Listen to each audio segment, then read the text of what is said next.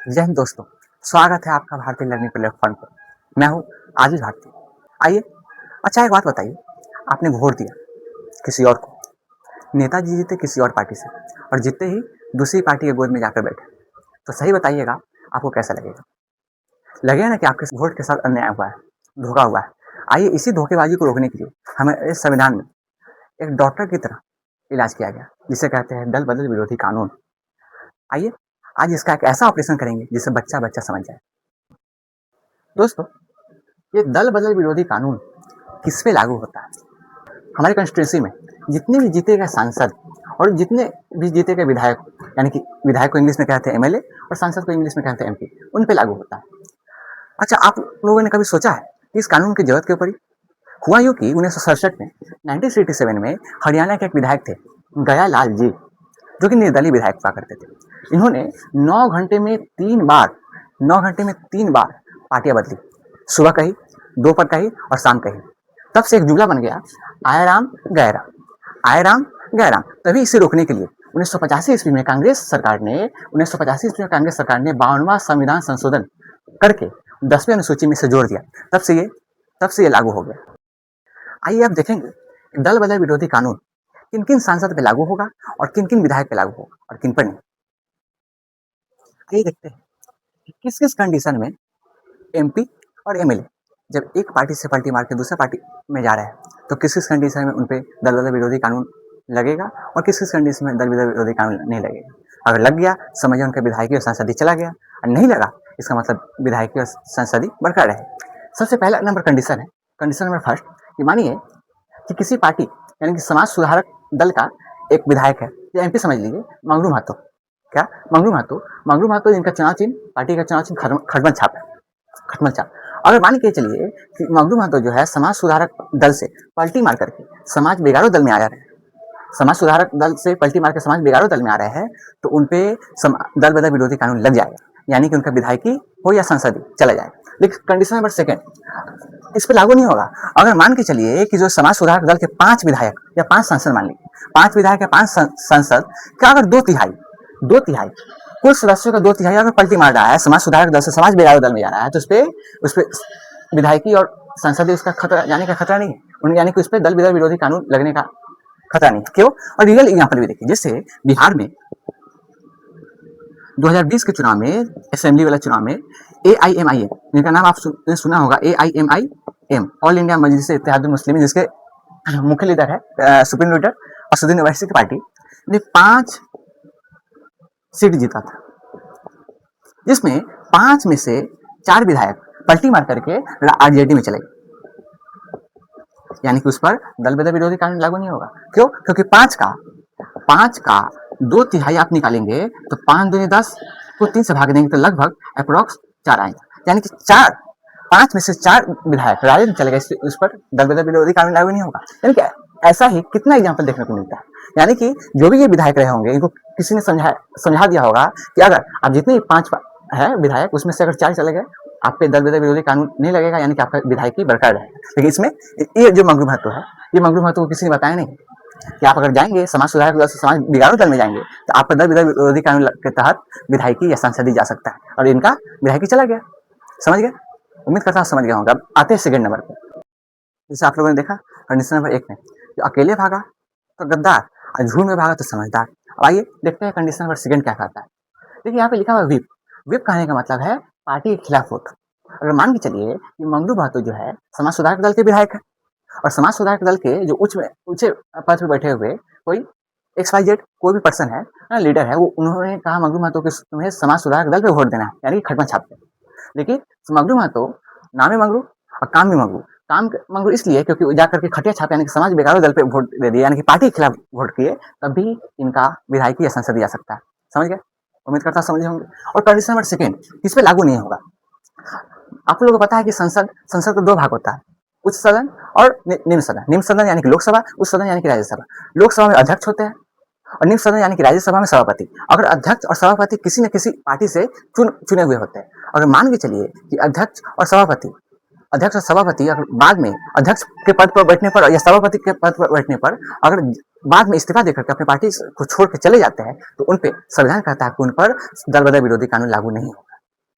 अब देखेंगे second third number. आइए देखते हैं कि मान के चलिए कोई निर्दलीय विधायक या सांसद गयालाल जी की तरह, अच्छा गयालाल जी पे दल बदल विरोधी कानून लागू नहीं हुआ, क्यों? क्योंकि गयालाल जी जो थे जीते हुए थे कब? 1967 में, और कानून ही बना 1985 में।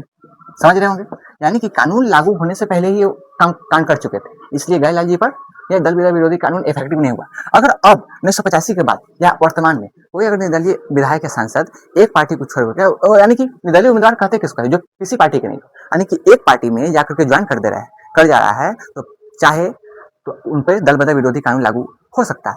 जैसे मानिए कि निर्दलीय उम्मीदवार कोई समाज सुधार दल में जाकर के ज्वाइन कर ले रहा है, तो उस पर दल बदल विरोधी कानून के तहत विधायकी और संसदीय से हाथ धोना पड़ेगा। मान के चलिए रियल एग्जाम्पल, जैसे आप लोग जानता होगा कि बिहार में पूर्णिया कंस्टिट्यूंसी है, उससे पप्पू यादव, बहुत चर्चित चेहरे हैं पप्पू यादव, सांसद है निर्दलीय सांसद। अगर वो उनका झुकाव कांग्रेस की तरफ है और गलती से ही पप्पू यादव कांग्रेस में को ज्वाइन कर ले रहा है, तो उनका सांसद ही जा सकता है, जो कि पप्पू यादव को पता है, इसलिए अभी तक उन्होंने पार्टी ज्वाइन नहीं किया, बस पीछे से सहारा देते हैं। उम्मीद करता हूँ तीसरा नंबर भी समझ में आया होगा। अब देखेंगे चौथा नंबर।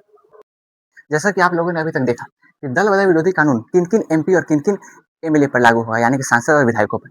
अब हम बारी है दल बदल विरोधी कानून के चौथे कंडीशन की, कि किस कंडीशन में और किन किन एमपी और एमएलए पे दल बदल विरोधी कानून लागू हो सकता है। आप लोग देखिए कि जहाँ पे लिखा हुआ है मनोनीत सदस्य, यानी कि कहने का मतलब पहले ये समझिए कि भारत में एक संसद हुआ करता है, देश स्तर पे, केंद्र स्तर पे और राज्य स्तर पे विधान सभा या विधानमंडल बोला जाता है। विधानमंडल के दो भाग, एक होता है विधानसभा, एक होता है विधान परिषद, और जो संसद हुआ करता है उसका दो भाग, यानी कि एक होता है लोकसभा और दूसरा होता है राज्यसभा। जैसे भारत के जो संसद है उसमें दो अंग है, यानी कि लोकसभा, राज्यसभा। लोकसभा को निम्न सदन बोला जाता है और राज्यसभा को उच्च सदन।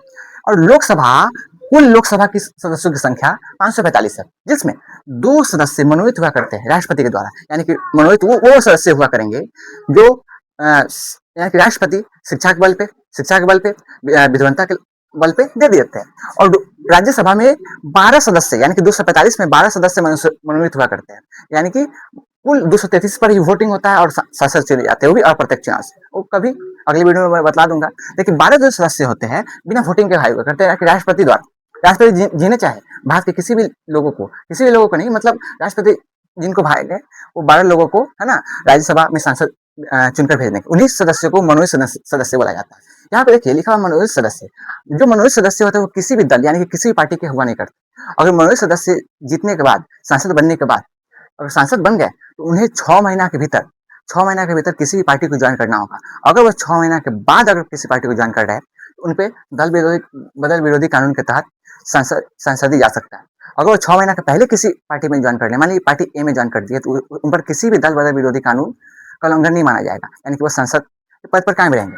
यहाँ पे समझिए, अच्छा जो हमारे भारत के जो संसद है, संसद में जो लोकसभा, इसे यहाँ में क्वेश्चन पूछा जाता है कि लोकसभा के अध्यक्ष कौन है, तो ओम बिरला, है ना।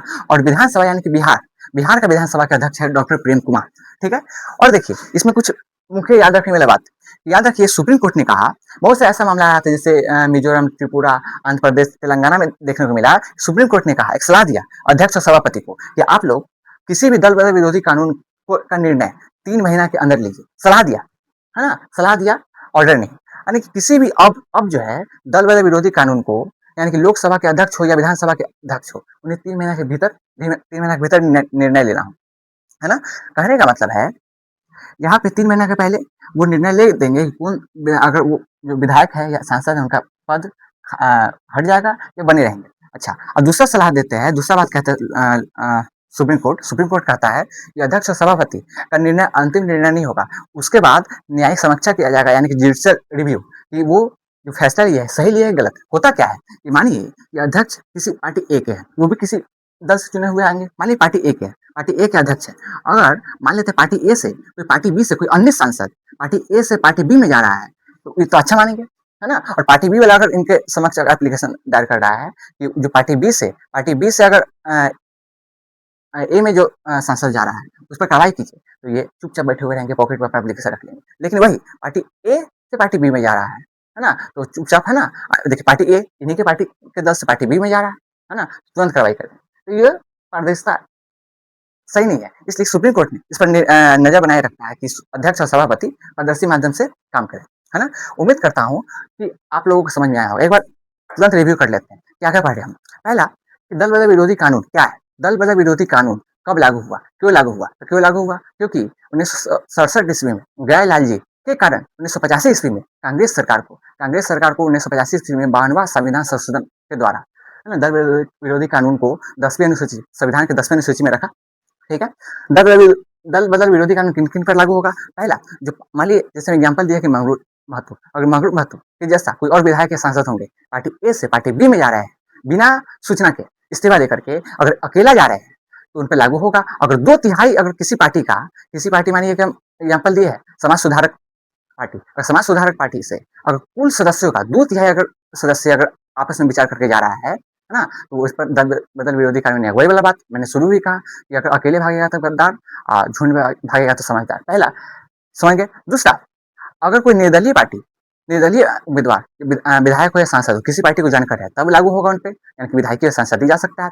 तीसरा, कि अगर पार्टी के खिलाफ अगर कोई एक्शन ले रहा है, कोई भी विधायक या सांसद पार्टी के खिलाफ वोट दे रहा है तब उन पर लागू हो सकता है। और चौथा, मनोनीत सदस्य किसी भी पार्टी को ज्वाइन करना है तो 6 महीने के भीतर करना होगा। 6 महीने का अगर बात कर रहे हैं तो उन पर दल बदल विरोधी कानून के तहत उन्हें विधायकी हो या सांसदी के पद से हटाया जा सकता है। उम्मीद करता हूँ आप लोगों को समझ में आया होगा। और अब मैं अगली वीडियो में राष्ट्रपति का चुनाव कैसे होता है बहुत ही सरल माध्यम से बताने का प्रयास करूंगा।